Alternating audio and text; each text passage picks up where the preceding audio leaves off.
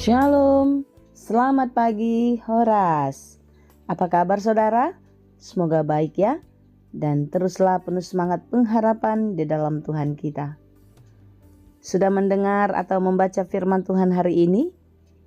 Saudaraku, mari kita meluangkan waktu sejenak untuk mendengarkan firman Tuhan yang menuntun hidup kita di dalam menjalani hari-hari kita, melakukan segala pekerjaan kita dengan baik. Karena hanya firman Tuhanlah penuntun hidup yang sejati untuk kita dapat melakukan yang sesuai dengan kehendak Allah. Mari kita mempersiapkan hati, kita bersaat teduh, marilah kita berdoa. Ya Allah Bapa yang Maha Baik, kami bersyukur atas kasih penyertaan-Mu dalam kehidupan kami sampai pada hari ini. Sebagaimana hari-hari yang telah kami lewati, kami percaya Engkau pun menyertai dan memberkati kami sepanjang hari ini di dalam segala pekerjaan kami. Oleh sebab itu Tuhan, kami mau belajar dari firman Tuhan yang kami yakini sebagai penuntun hidup bagi kami di dalam pertolongan Roh Kudus. Bukalah hati dan pikiran kami, ajari kami untuk dapat mengerti firman-Mu dengan baik, dan biarlah firman Tuhan selalu menjadi pelita di dalam perjalanan kehidupan kami. Berfirmanlah Engkau ya Tuhan, sebab kami telah siap mendengar. Kasih karunia dan damai sejahtera dari Allah Bapa Tuhan kita dan dari anaknya Tuhan Yesus Kristus dan Roh Kudus menyertai saudara sekalian. Amin. Firman Tuhan untuk kita pada hari ini yang ditetapkan menurut Almanak HKBP Senin 12 Januari 2026 tertulis dalam kitab Ulangan 6 ayat 5. Dalam bahasa Batak 5 Musa Onom ayat 5. Demikianlah dikatakan.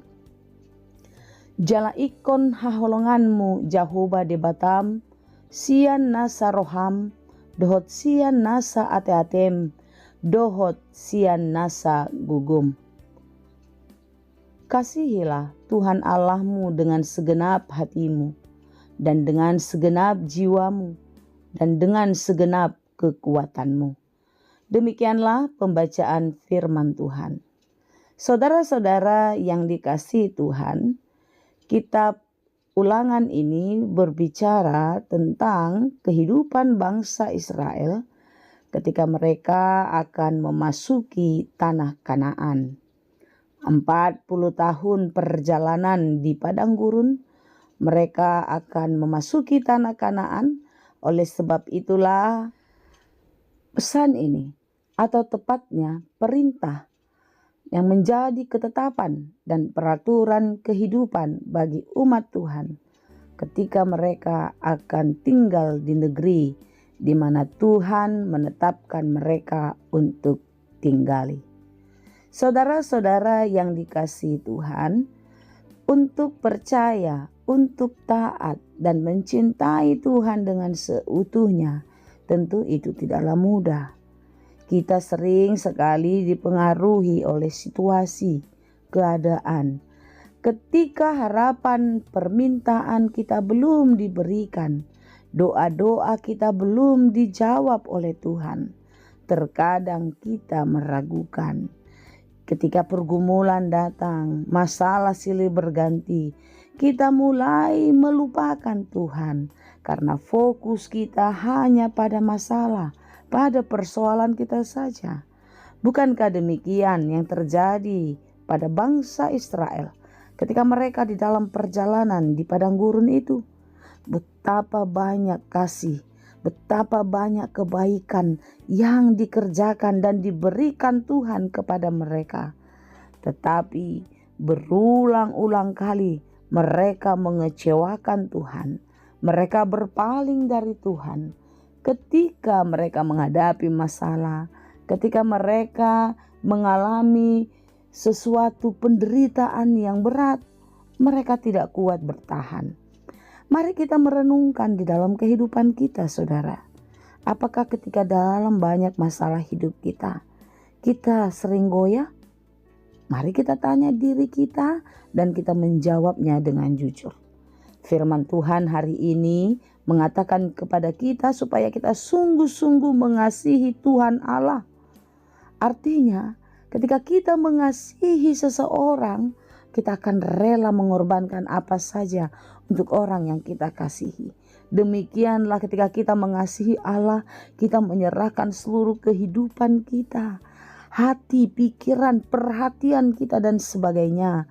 Oleh sebab itulah Allah mengatakan dengan segenap hatimu, dengan segenap jiwamu, dan dengan segenap kekuatanmu.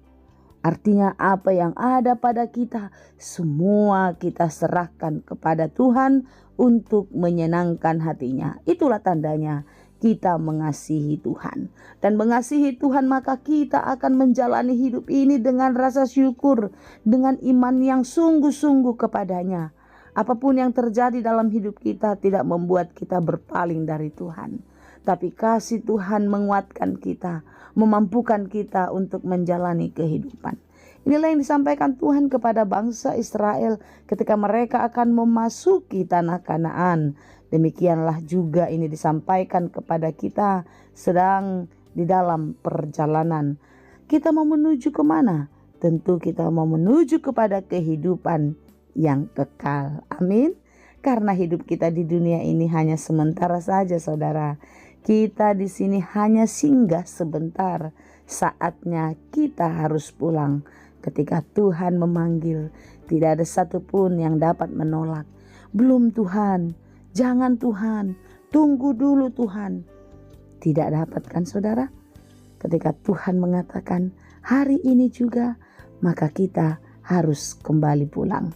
Oleh sebab itulah selama kita masih hidup di dunia, masih menjalani hari-hari kita di dunia ini, mari kita mengasihi Tuhan dengan sungguh-sungguh.